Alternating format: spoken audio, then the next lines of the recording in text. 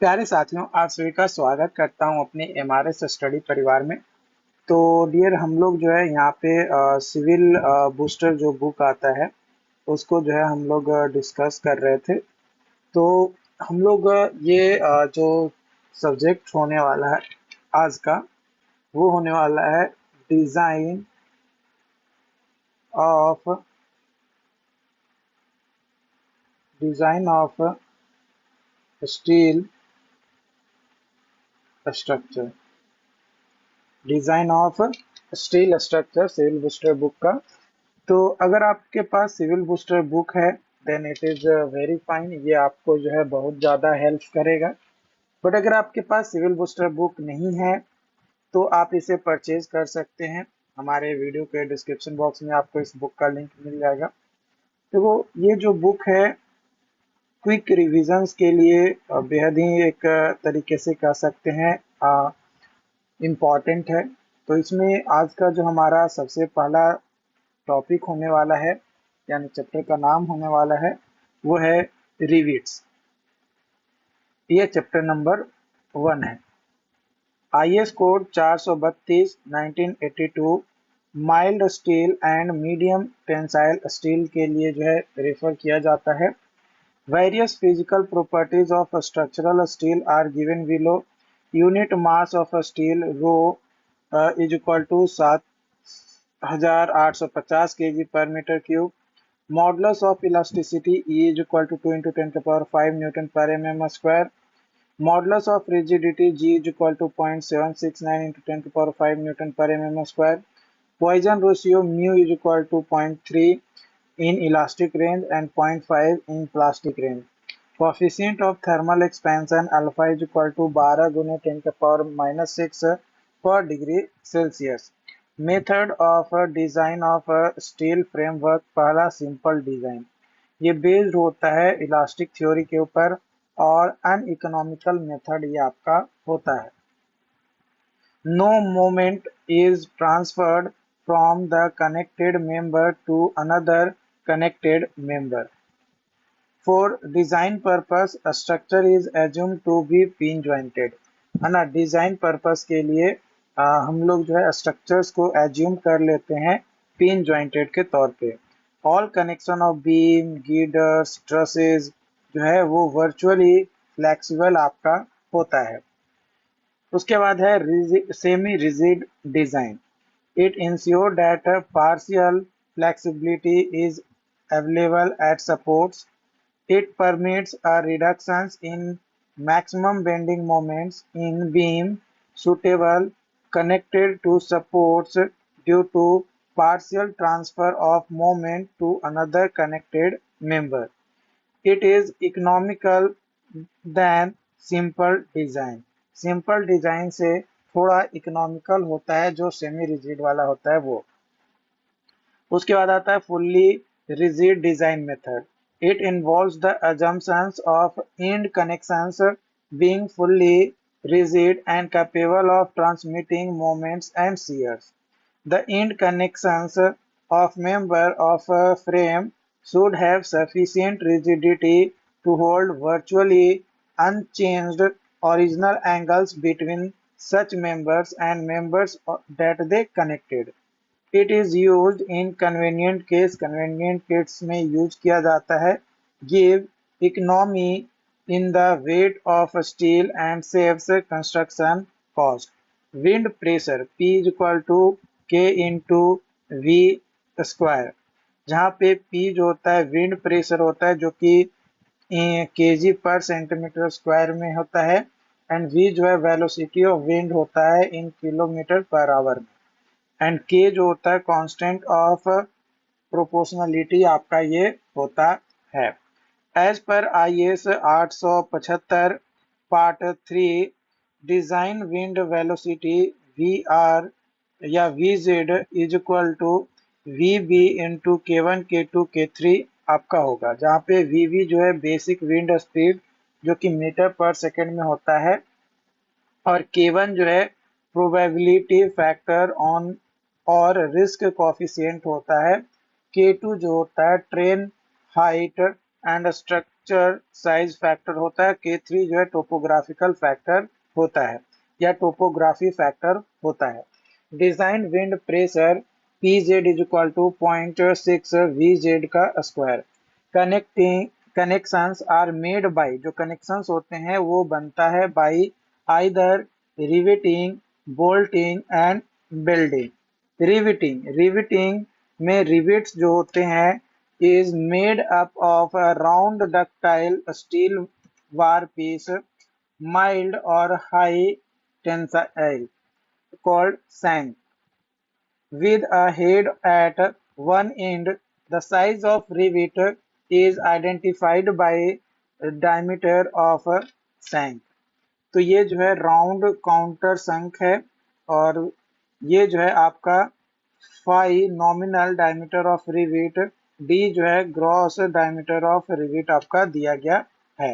ये आपका manufactured head है, ये सैंक है, ये वाला पार्ट, ये जो है आपका फाई है, ये इनिशियल क्लियरेंस है, ये आपका लेंथ है और ये आपका ग्रिप और ये आपका डी है जो कि ग्रॉस डायमीटर ऑफ रिवेट दिया गया है। रिवेट जो है तीन तरीके का होता है, hot driven field rivet, hot driven soap rivet और कोल्ड ड्राइवन रिवेट्स जो है आपका होता है। तो तीन तरीके का रिवेट्स जो है आपका यहाँ पे देखने को मिलता है। When rivets are heated before driving, जब rivets को जो है हीट किया जाता है before driving, they are called hot driven filled और hot driven soap rivets, जो कि डिपेंड करता है if they are placed in the field or in the workshop. When riveting is done, जब riveting जो है हो जाता है at atmospheric temperature पे by large pressure to form head and complete the driving, such rivets called cold driven rivets, उस तरीके के rivets को cold driven rivets कहते हैं। इसके अलावा आपका जो है हैंड ड्राइवन रिवेट्स और पावर ड्राइवन रिवेट्स भी आपका होता है।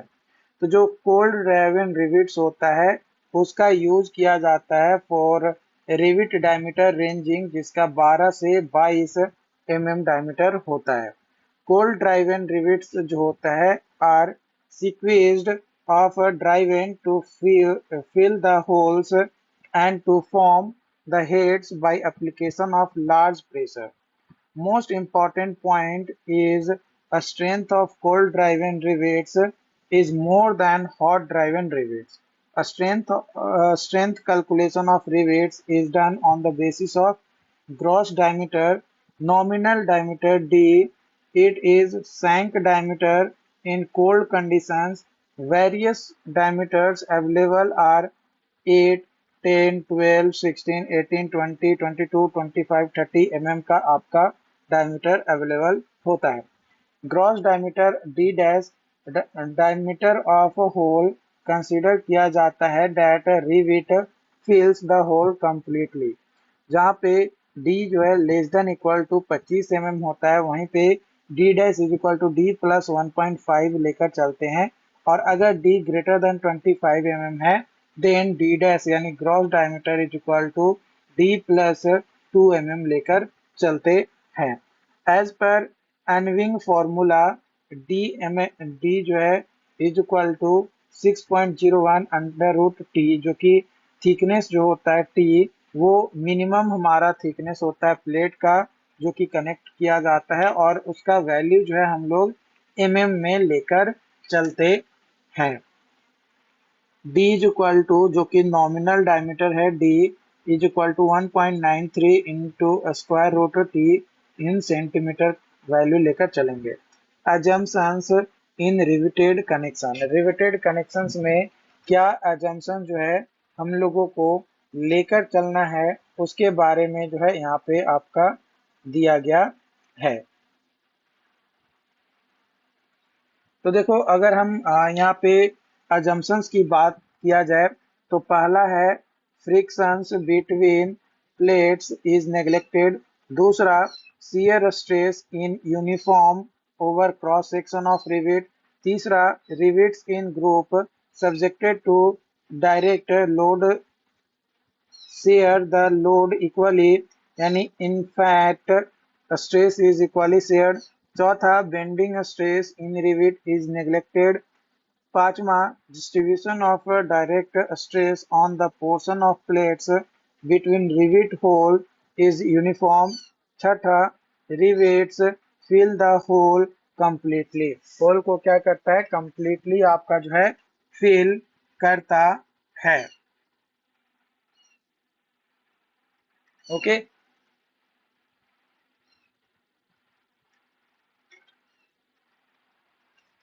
तो ये आप गैप ग्रिप लेंथ आप इस ले सकते हो। ये आपका ग्रिप लेंथ है, ये आपका ई है ना। ये आपका फोर्स लगाया जा रहा है।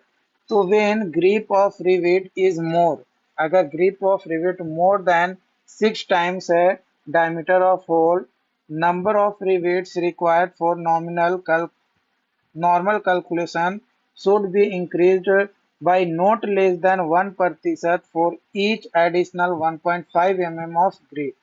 Grip in any condition should not exceed 8 times the diameter of hole. Hole का जो डायमीटर है उसके 8 टाइम से ज्यादा जो है एक्सेड नहीं करना चाहिए। Basic definition pitch. पिच क्या होता है? तो वह डिस्टेंस होता है दो कंजिक्यूटिव रिविट्स के बीच में in the direction of force. तो वो जो डिस्टेंस होता है दो कंजिक्यूटिव रिविट्स के बीच में, ये जो डिस्टेंस है यहाँ से लेकर यहाँ तक, ये डिस्टेंस आपका कहलाता है पिच। गेज। गेज जो है ये वह डिस्टेंस होता है दो कंजिक्यूटिव रिविट्स के जो कि परपेंडिकुलर होता है to the direction of force, यानी इस डायरेक्शन में, यानी यहाँ से यहाँ तक का जो डिस्टेंस है ये आपका गेज कहलाता है। फोर्स का डायरेक्शन ये है तो इसके परपेंडिकुलर डायरेक्शन में जो डिस्टेंस है दो रिविट्स के बीच में उसको जो है कहा जाता है गेज। डायगोनल पिच जो होता है यह वह डिस्टेंस होता है between centre of two adjacent rivets in the diagonal direction. Diagonal direction में यानी यहाँ से यहाँ तक का जो डिस्टेंस होगा यह हमारा कहलाएगा डायगोनल पिच। नेट एरिया वह एरिया होता है at the root of thread, उसको जो है कहा जाता है net area. Edge distance.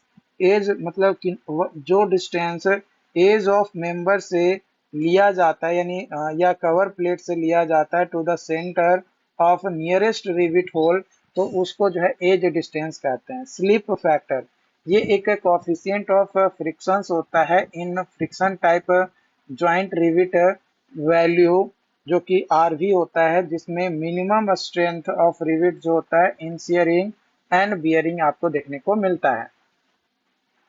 PS जो है strength of rivet in shear, PS is equal to N into pi by 4 D dash का square into sigma S.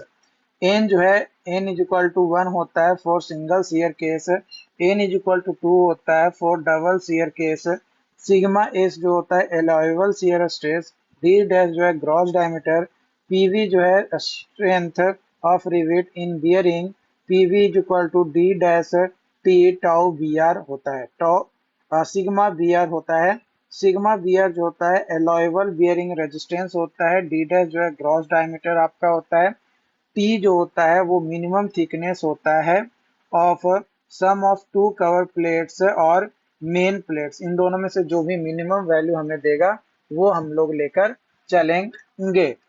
Strength of riveted joint जो होता है ये मिनिमम स्ट्रेंथ होता है प्लेट का in shearing and tearing.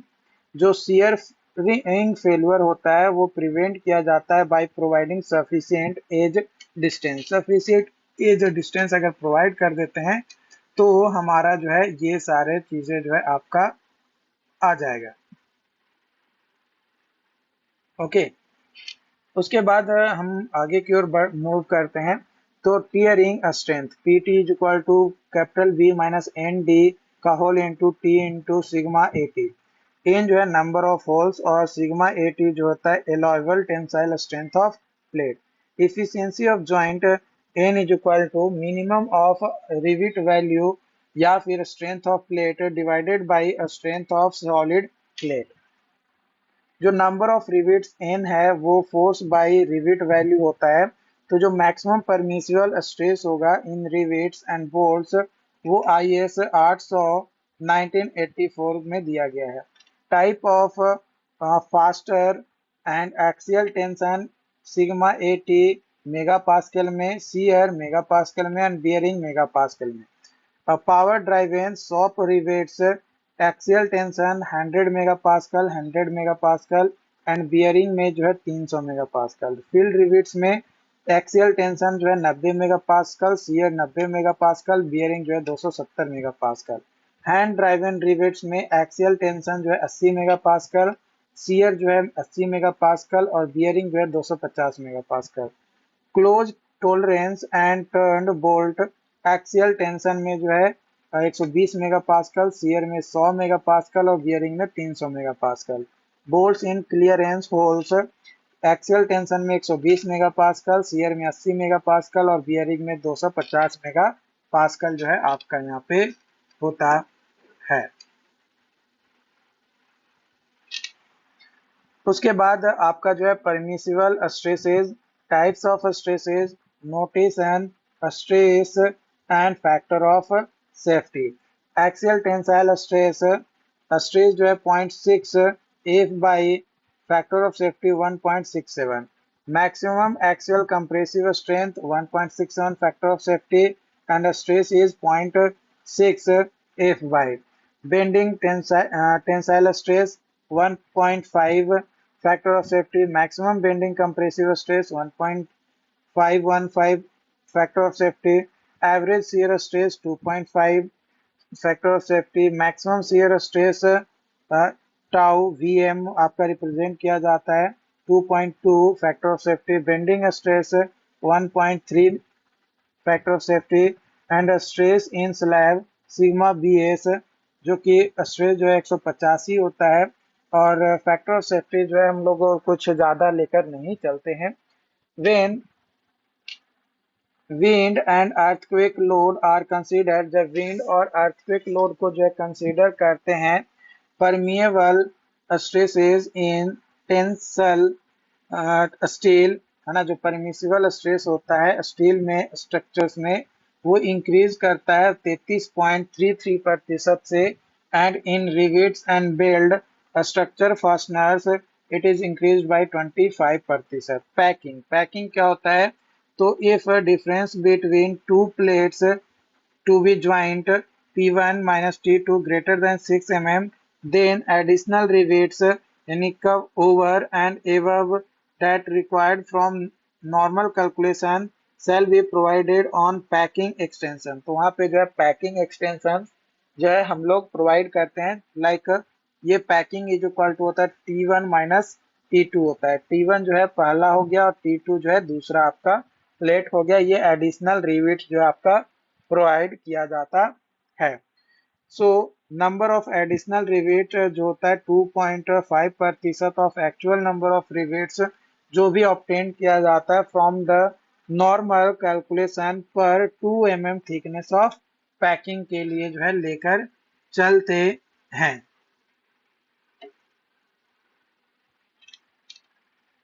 Okay, यहाँ तक कोई दिक्कत तो नहीं होना चाहिए। चलिए अगला पॉइंट्स है आपका पैटर्न ऑफ रिवेटेड ज्वाइंट। तो तीन तरीके का पैटर्न होता है, एक होता है चेन पैटर्न, डायमंड पैटर्न और स्टैगर्ड पैटर्न होता है, जो कि 1, 2 और तीसरा फिगर में आपका दिया गया है। मतलब फिगर में आपको यहाँ पे दिया गया है, जिसके हिसाब से आप यहाँ पे जो है चेकआउट कर सकते हो।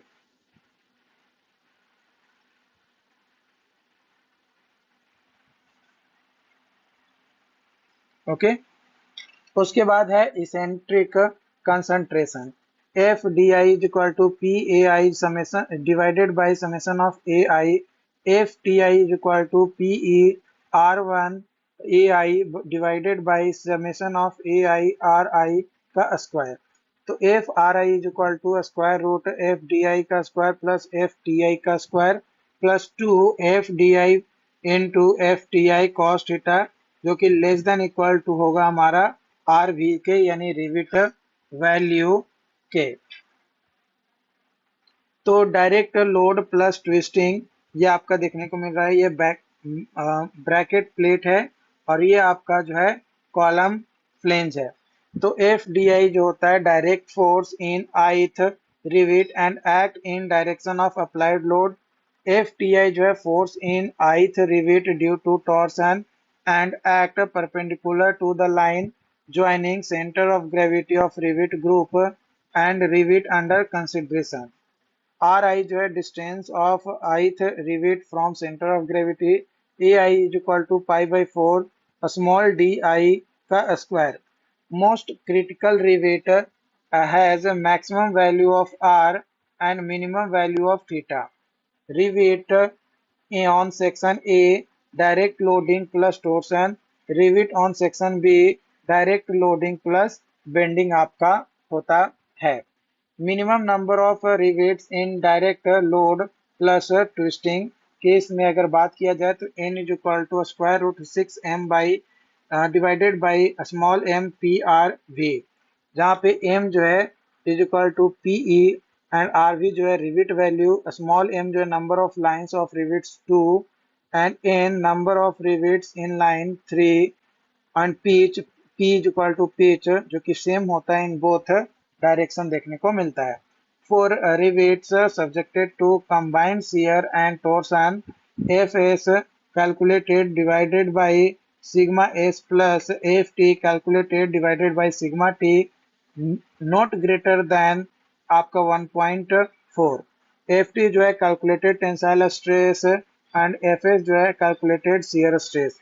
Sigma S and sigma T जो है permissible shear and tensile stress आपका होता है।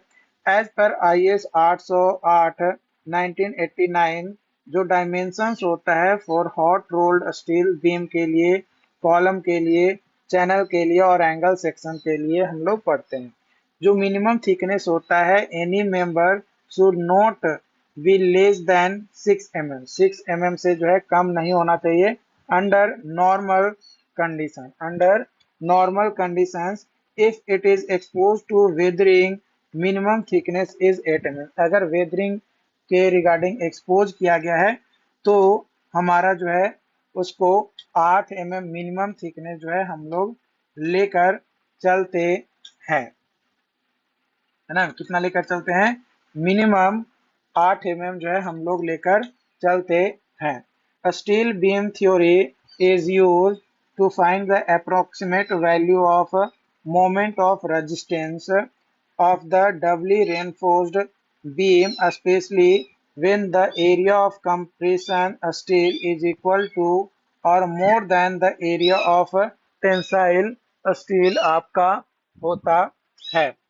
उसके बाद अगला चैप्टर से आपका यहाँ पे limit state method of design, limit state method of design.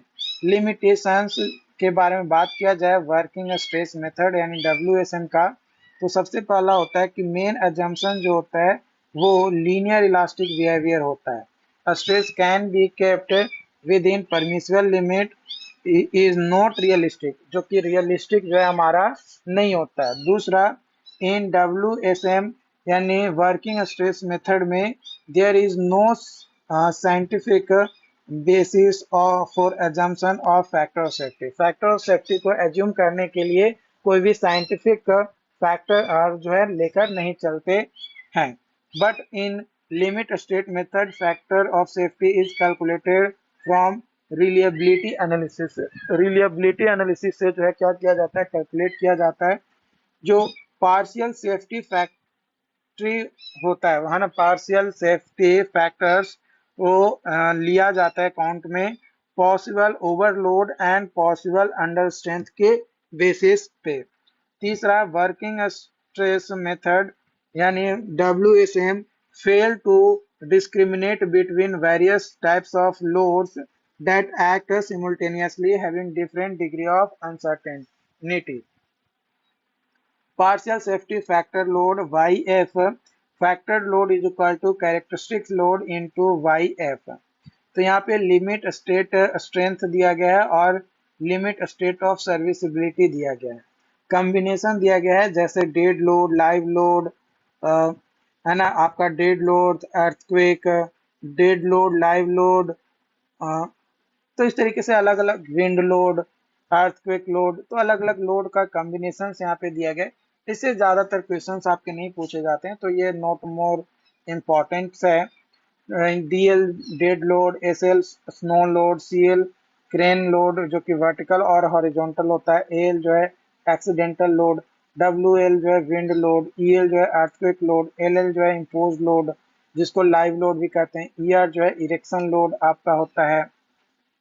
Partial safety of factor for material strength Ym, तो design strength is equal to characteristic strength divided by Ym जो होता है।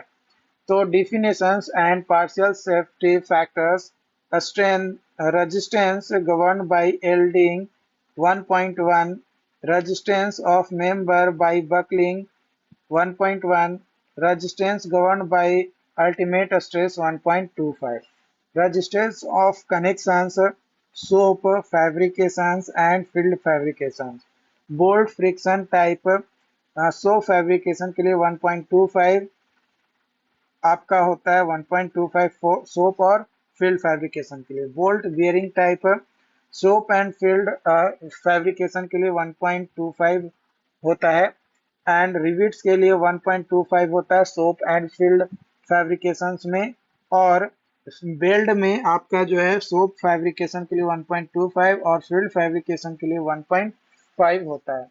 This value can be considered when stability against overturning and stress reversal is critical होता है तब।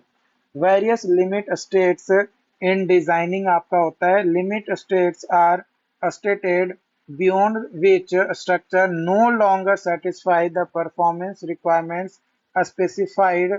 There are first limit state of strength और दूसरा होता है serviceability limit state।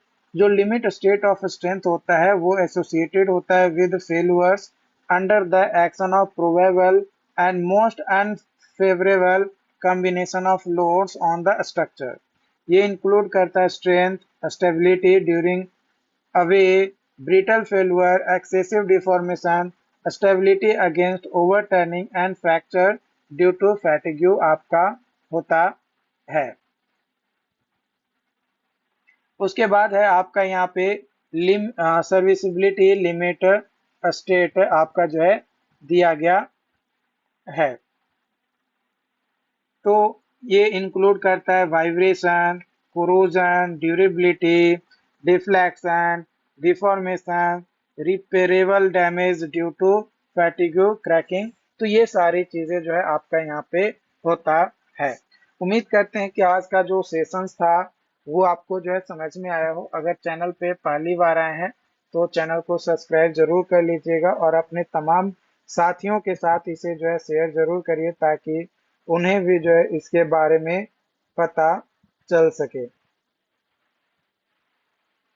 ओके, तो अपने तमाम साथियों के साथ इसे शेयर करिए और चैनल को सब्सक्राइब करने जरूर बोलिए ताकि उन्हें भी इसके बारे में अपडेट मिल सके। Thank you.